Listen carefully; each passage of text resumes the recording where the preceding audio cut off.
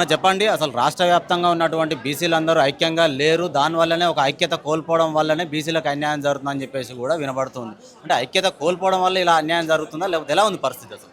ఇంతవరకు మంచి మంచి నిలబడే నాయకుడు ఆంధ్ర రాష్ట్రంలో బీసీల్లో లేనివందున ఇంతవరకు బీసీలు ఏంటంటే ఎవరు పొట్ట కోసం ఆలు బతుకుతున్నారు కానీ రాజ్యాధికారం కోసం కానీ కాకపోతే ఇంకా మాకు పదవులు కావాలని కానీ కాదు మాకు హక్కులు కావాలని కూడా ఇంతవరకు అడగడానికి వాళ్ళకి ఆలోచనలు కానీ ఆ ఆలోచన విధానాలు కానీ ఇంతవరకు వాళ్ళకి రాలేదు.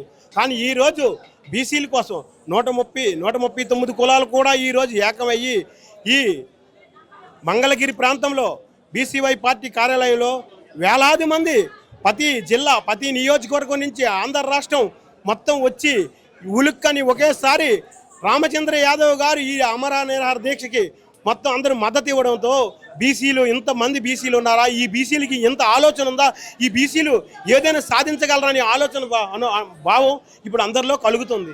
ఈ బీసీలందరూ ఇంకా ఏకమయ్యి వస్తే ప్రభుత్వాలు పడిపోవడం అది మాత్రం పక్కా. అది అందులో ఈరోజు స్పష్టంగా తెలుస్తుంది. కావాలంటే ఇక్కడికి వచ్చి ప్రజలు కానీ వాళ్ళ మనోభావాలు కానీ వాళ్ళ ఆలోచన విధాలు కానీ అన్నీ కూడా ఈరోజు స్పష్టంగా కనిపిస్తున్నాయి. కానీ ఎందుకంటే ప్రభుత్వాలు ఇంతవరకు బీసీలు ఓట్లతోటి ఎమ్మెల్యేలు అయ్యారు, ఎంపీలు అయ్యారు, మినిస్టర్లు అయ్యారు, కార్పొరేటర్లు కూడా అయ్యారు. కానీ ఇవన్నీ అవుతుండగా ఇంకా బీసీలని అణగతొక్కాలని చూస్తే ఇప్పుడు వచ్చే నాయకుడు సామాన్యమైన నాయకుడు కాదు. ఈ రాష్ట్రానికి ఈ బీసీలకి ఒక భగవంతుడిచ్చిన ముద్దు బిడ్డ. ఆయన బడుగు బలహీన వర్గాల కోసమే జన్మించినట్టుగా ఈ హక్కుల కోసం పోరాడాకే జన్మించినట్టుగా ఈ ప్రజలందరూ అనుకుంటున్నారు.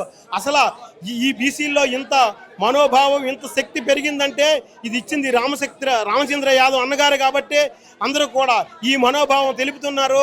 మనోధైర్యంగా అందరూ ఈరోజు చట్టసభల్లో నడి రోడ్ల మీద కూడా దీక్షలు చేస్తున్నారు. కానీ ఇప్పటికీ ప్రభుత్వం కళ్ళు తెరిచి మీరు అనుకున్న మీ వాగ్దానాలు మీరే నెరవేర్చకపోతే ఆ అబ్బబండ మీ మీద తలపైన వచ్చి పడుతుంది. రాబోయే రోజుల్లో మీకు ఈ బీసీలు ఓటు బ్యాంక్తో వాళ్ళే తీర్పు చెప్తారు. మీరు ఇవ్వాల్సిన తీర్పు వాళ్ళు మీకు తిరిగిస్తారు. అది రాకుండా ముందే మీరు దాన్ని ఏ ఇబ్బందులు లేకుండా బీసీలు అందరూ మీ కుటుంబ సభ్యులుగా మీ కుటుంబాల్లాగా అనుకొని మీరు బీసీలకి అనుకున్నట్టుగా. కానీ ఆ రోజు బీసీలు ఏ రోజైనా సరే బీసీలు వచ్చి మీకు ఏ రోజు వాగ్దానం చేయలేదు. వాళ్ళకి ఏ రోజు కూడా బీసీలు వచ్చి మీకు దండించలేదు. కానీ మీరు ఇస్తానని వాగ్దానాలే. మీరు గత ఎన్నికలలో ఈ 4 వాగ్దానాలు కూడా మీరు ప్రకటించినవే. అది మీరు పూర్తి చేసి ఈ కార్యక్రమం జయప్రదం చేయండి. లేదంటే రాబోయే రోజుల్లో కాంగ్రెస్ ఇంతకు ముందు 15 సంవత్సరాల నుండి ఎంత కిటకిటలాడుతుందో ఈ రాష్ట్ర ప్రభుత్వం ఈ ఉమ్మడి రాజధానిలో ఉన్న రాజకీయ నాయకులు, ముఖ్యమంత్రులు, ఎమ్మెల్యేలు, మినిస్టర్లు అందరూ కూడా పదవులు పోయి అన్నము రామచంద్ర అన్నట్లుగా ఇబ్బందులు పడవాకి ముందు ఇది ప్రకటన ఇది ఒకటి. ఎందుకంటే బీసీలు ఇంతవరకు కూడా మనకి వచ్చి 78-79 సంవత్సరాలు బహుశా జరుగుతుంది. కానీ ఇంతవరకు బీసీలు మీ కాలు కింద మట్టిలా ఓడుకున్నారు. వాళ్ళని ఈరోజు మీ తలపైన ఇసుకలాగా వాళ్తున్నారు. ఆ ఇసుకను తీసి మీరు తల రుద్దుకొని వాళ్ళకి మీ పక్కన స్థానం ఇస్తారా? కాకపోతే మీరు పదవులు విడిచిపెట్టి ఇంట్లో కూర్చుంటారా? అదంతా మీకే ఇస్తున్నా. ఆ వాయిస్ మీకే ఇస్తున్నా. జై బీసీవై, జై ఆర్సీవై. రామచంద్ర యాదవ్ గారికి ప్రతి ఒక్కరు కూడా వేల నుంచి లక్షల వారి కూడా ఇన్నాళ్ళైతే రామచంద్ర యాదవ్ గారు డబ్బులు ఇచ్చి మనుషులు తెచ్చి ఈరోజు ఎవరయ్యా డబ్బులు ఇచ్చారు? ఎలాగొచ్చారు ప్రజలు? ఈ బీసీ దొరలు ఎలాగొచ్చారు? ఈ బీసీ నాయకులు ఎలాగొచ్చారు? 139 కులాలు ఎలా కదిలాయి?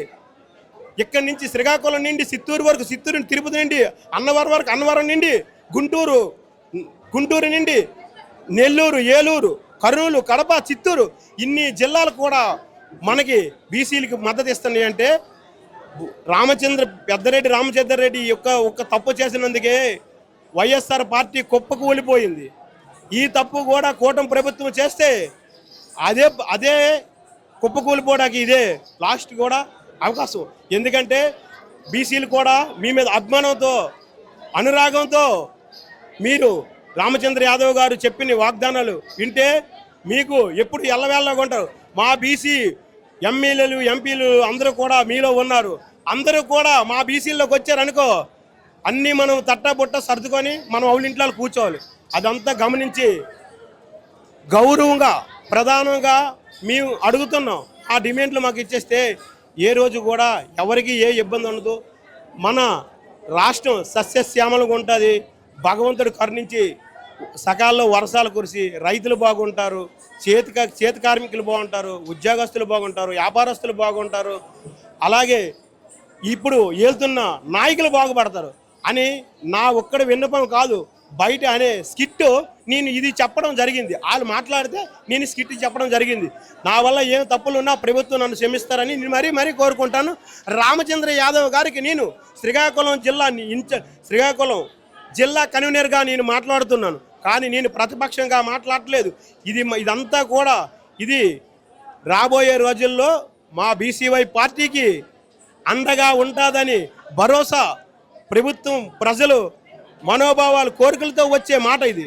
అందరికీ సెలవు. నమస్కారం.